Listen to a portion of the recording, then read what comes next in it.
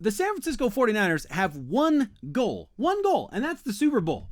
And we were really close. We were one play away. And I know you can take any close game and you can slice it up and say, yeah, we were one play away. And if this play, that play, or that play goes in our favor, then we win. And I get it. You can do that with any close game, but we have to at least give this team credit for how close they made it. They really were one play away. They were that close to bringing it home, to getting number 6, to winning the big one. Now, this is important because people like to say Kyle Shanahan is the choke artist, and people like to say all sorts of stuff like that. And that's fine. You can criticize when a guy messes up, makes a bad decision, and you can say how big of an impact, as a fan, that's part of your right to say how big of an impact you think that decision had on the game. That's 100% fair. We do it all the time. We do it with every player. When they make mistakes, we do it with the coaching staff. That's all fair game. But we do have to also give credit where credit is due and recognize how far this team made it. You can call him a choke artist all day long, but I would take a choke artist who makes it to the Super Bowl over a choke artist that can't get out of the division, right? So just saying, I'm already off track. So if the goal is to win the Super Bowl, what is the master plan? What do you do?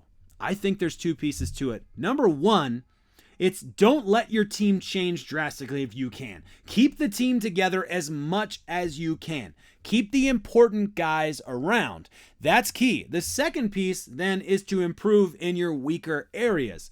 That's obviously really important. And I think that first piece of keeping the guys together does really matter because there's a culture around a team that makes a run to the Super Bowl.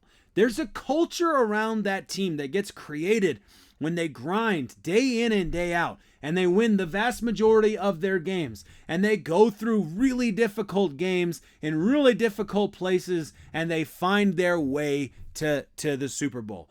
There's a culture that's created there around that group. And when you can keep that group together, they can run it back. Even if it takes a couple seasons sometimes, they can run it back. And I think that's key. That's all sports, by the way, not just the NFL. That's all sports. So if you can keep the guys together, that's a big factor.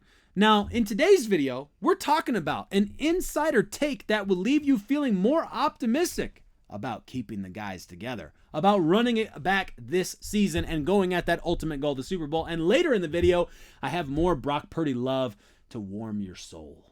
If you're new here, I'm Nate, and we are talking the San Francisco 49ers every day on this channel, so make sure you subscribe so you don't miss out on all of the action. The good news is this: today, NFL Network insider Tom Pelissero joined the Rich Eisen show the other day and said that the signs are pointing toward Brandon Aiyuk being a 49er this year, which I think is a good thing. Yes, it might mean down the line we have some problems with the contracts that we're putting together and the amounts of money we're associating with individuals, but this year, the goal is Super Bowl. What is the best thing we can do for the Super Bowl this year, right now, right in front of us? I think it is Brandon Aiyuk staying on this team. That's one of the things anyway. That is part of it, for sure. He was a standout player last season. He was incredible, and although he wasn't Amon-Ra St. Brown in some terms, he was more effective with the targets he was given than Amon-Ra St. Brown. So, I mean, you got to give him some credit there for why he's looking for big money, and you can't blame the guy for wanting money. I understand why players are going to go for every amount they can. That's why they have agents. That's literally their agent's job. Comment below, though, before we get really into the nitty-gritty details. Do you think Brandon Aiyuk will be extended this offseason, stay at his current contract level, or play in different colors next season? So let me know. Comment below. Extended, stay, or different colors. Let me know. I'm looking forward to joining you in the conversation. I still think that a deal is going to get done. I think this has a very Debo-esque feel to it. I think that Brandon Aiyuk, all of his social media stuff that he's doing, is in a lot of ways, he's playing games because he wants a deal done. He just wants it done at his number, not at the 49ers number. This is how these negotiations play out. So I say extended. Now, Aiyuk is set to make 14 and change this year under a 5th-year option and could be franchise tagged as well the following year. The 49ers, of course, hold all the cards in what happens to Brandon Aiyuk. And that is something that we have to remember in all of this. And this was part of, if you don't watch the Rich Eisen show as I do Probably once or twice a week. I like to watch it. If you don't watch it like I do, then you maybe missed this interview that we're going to talk about here. But it is a key part to remember who holds all of the cards. Brandon Aiyuk can hold out. He can also miss out on close to $1 million a game, right? That's one of the points made by Pelissero. So he's not worth, in my mind, $34 million average to this 49ers group. I don't think the 49ers are going to value him at that level, although some teams maybe could. I don't think that they will. Here's what Pelissero had to say. And thanks to William Frost, by the way, from All 49ers for putting this all together. I had already listened to Pelissero on the Rich Eisen show, as I do, but Frosty, if I can call you Frosty, thank you for putting it all together. Here's what we got. Boom, there we go.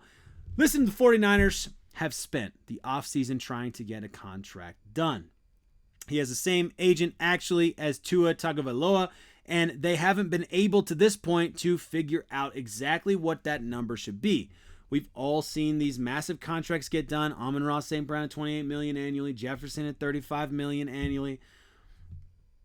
If you're the 49ers, you're saying you haven't had the productivity that Amon-Ra St. Brown has. It's not that we don't want you back. If he interprets, hey, we're not going to give you $34 million a year as we don't want you back, that's fine. And that's Brandon Aiyuk's right. The reality is he's under contract at about $14 million this season with the 49ers. Well, now the draft is gone. The 49ers were in the Super Bowl. They're pressing to try and win it all in 2024. The idea that they're now going to flip around and just get rid of Brandon Aiyuk seems a little bit convenient to a player who obviously has a relationship with Jaden Daniels going back to the Arizona State days. I can't sit here and say for certain that Brandon Aiyuk will be a member of the 49ers team this season. I also think right now it's hard to imagine that he's not. Let's go, Tom Pelissero. That's what I want to hear.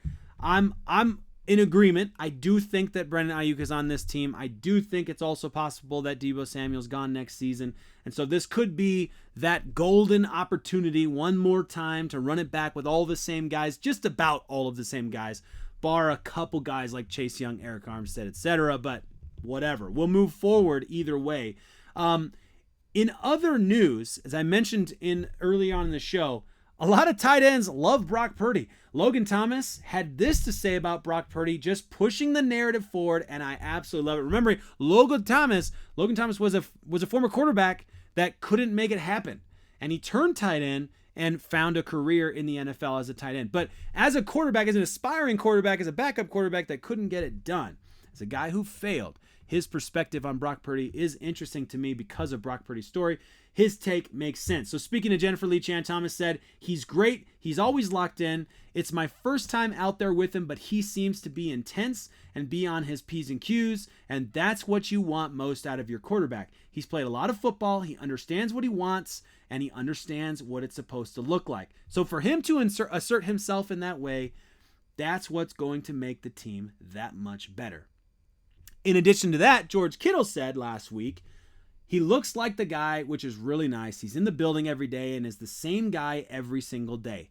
Consistent. We were just talking about this a couple days ago. He's incredibly competitive. It's fun to see him yell at guys when they don't hit their route depth or have the wrong landmark. And one more tight end, former 49er Charlie Warner's on Brock Purdy said, he handled everything like a pro, coming in and starting as the third string. From there, he started, and how he showed up every day, just continuing being a pro and ready for his opportunity. And when he got it, everybody knows he took advantage of it and has been crushing it. I hope that all makes you feel happy. I hope it warms your soul to think positive thoughts about Brock Purdy, because it is a special time to be a 49er fan. As always, what a time to be alive.